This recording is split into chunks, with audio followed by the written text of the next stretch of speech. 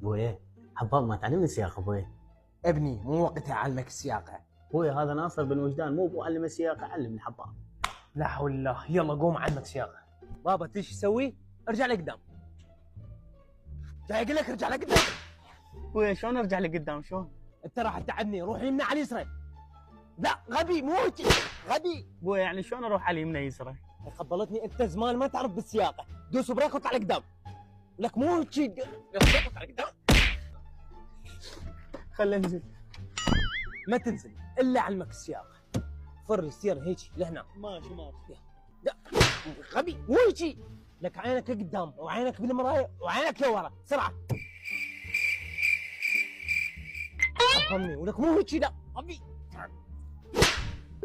يلا حبيبي انزل، يلا ولد يلا. اليوم علمتك شويه، باكر اعلمك اكثر.